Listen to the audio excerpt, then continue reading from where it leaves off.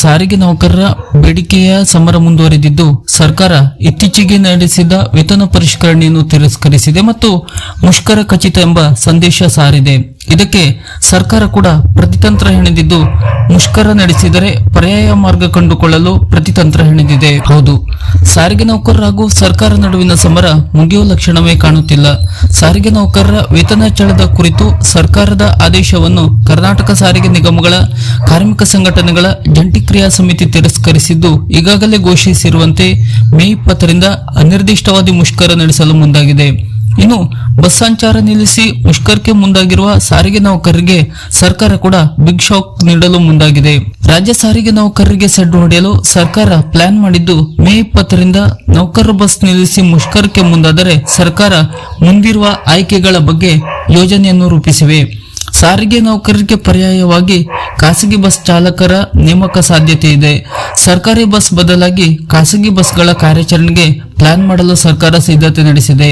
ಇನ್ನು ವಿವಿಧ ಬೇಡಿಕೆಗೆ ಆಗ್ರಹಿಸಿ ಮೇ 20ರಿಂದ ಬಸ್ ನಿಲ್ಲಿಸಿ ಮುಷ್ಕರ ಮಾಡಿದರೆ ಖಾಸಗಿ ಬಸ್ಗಳು ರಸ್ತೆಗೆ ಇಳಿಯಲಿವೆ. 2000 ಬಸ್ ನೀಡುವಂತೆ ಖಾಸಗಿ ಬಸ್ ಮಾಲೀಕರ ಜೊತೆ ಸರ್ಕಾರ ಮಾತುಕತೆ ನಡೆಸಿದೆ ಎನ್ನುವ ಮಾಹಿತಿ ಹೊರಬಿದ್ದಿದೆ.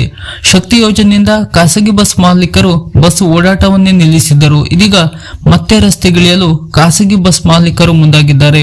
ಅಷ್ಟೇ ಅಲ್ಲದೆ ಆಂಧ್ರ, ತೆಲಂಗಾಣ ಸಾರಿಗೆ ನಿಗಮ ನೌಕರರ ಮೂಲಕ ಬಸ್ ಓಡಿಸಲು ತಯಾರಿ ನಡೆಸಲು ಸರ್ಕಾರ ಮುಂದಾಗಿದೆ.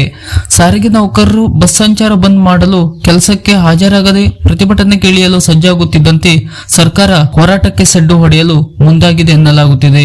ಬಿಎಂಟಿಸಿ, ಕೆಎಸ್ಆರ್ಟಿಸಿ ಸೇರಿ 4 ಸಾರಿಗೆ ನಿಗಮ ಬಸ್ ಮೇ 20ರಿಂದ ಅನಿರ್ದಿಷ್ಟಾವಧಿ ಮುಷ್ಕರಕ್ಕೆ ಕರೆ ನೀಡಿದ್ದು, ನೌಕರರ ಜೊತೆ ಮಾತುಕತೆ ನಡೆಸಿ ಬೇಡಿಕೆ ಈಡೇರಿಸಲು ಸರ್ಕಾರ ವಿಫಲವಾಗಿದೆ. ಹೀಗಾಗಿ ಅನ್ಯ ಮಾರ್ಗವಾಗಿ ಬಸ್ ಓಡಿಸಲು ಸರ್ಕಾರ ಮುಂದಾಗಿದೆ. ರಾಜ್ಯದಲ್ಲಿ ಸರ್ಕಾರಿ ಬಸ್ ಬದಲಾಗಿ ಖಾಸಗಿ ಬಸ್ ಓಡಿಸಲು ಸರ್ಕಾರ ಚರ್ಚೆ ನಡೆಸಿದೆ ಎನ್ನಲಾಗುತ್ತಿದೆ. ಸರ್ಕಾರ ಬಸ್ ನಿಲ್ಲಿಸಿದರೆ ರಾಜ್ಯದ ಜನರ ಸಂಚಾರಕ್ಕೆ ದೊಡ್ಡ ಪೆಟ್ಟು ಬೀಳಲಿದೆ. ಹೀಗಾಗಿ ಮೇ 20ರಿಂದ ಖಾಸಗಿ ಬಸ್ ಕಾರ್ಯಾಚರಣೆಗೆ ಸರ್ಕಾರ ಮುಂದಾಗಿದೆ.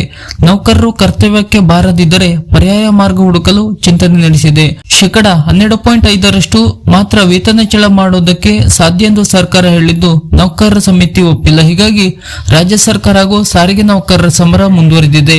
ಸಾರಿಗೆ ನೌಕರರ ಸಂಘಟನೆ 25% ವೇತನ ಪರಿಷ್ಕರಣೆಗೆ ಬೇಡಿಕೆ ಇಟ್ಟಿದ್ದು, ಸರ್ಕಾರ ಈಡೇರಿಸದಿದ್ದರೆ ಮುಷ್ಕರ ಖಚಿತ ಎಂಬ ಸಂದೇಶವನ್ನು ಮತ್ತೊಮ್ಮೆ ಸಾರಿದೆ. ಈಗ ಮೇ 20ರಂದು ಸಾರಿಗೆ ನೌಕರರು ಮುಷ್ಕರ ನಡೆಸಲು ಮುಂದಾಗಿದ್ದು, ಸರ್ಕಾರ ಇದಕ್ಕೆ ಪ್ರತಿತಂತ್ರ ಹೆಣೆದಿದೆ. ಮುಂದೆ ಏನಾಗಬಹುದು ಎಂಬುದು ಇಲ್ಲಿ ಕಾದು ನೋಡಬೇಕಾಗಿದೆ. ಸಾರಿಗೆ ನೌಕರರಿಗೆ ಸಂಬಂಧಪಟ್ಟಂತ ಈ ತರದ ಹೊಸ ಅಪ್ಡೇಟ್ ನ ಮಾಹಿತಿಗಳಿಗಾಗಿ ನಮ್ಮ ಚಾನೆಲ್ ಅನ್ನ ಸಬ್ಸ್ಕ್ರೈಬ್ ಮಾಡಿ ನಮ್ಮನ್ನು ಕೂಡ ಬೆಂಬಲಿಸಿ. ನಮಸ್ಕಾರ.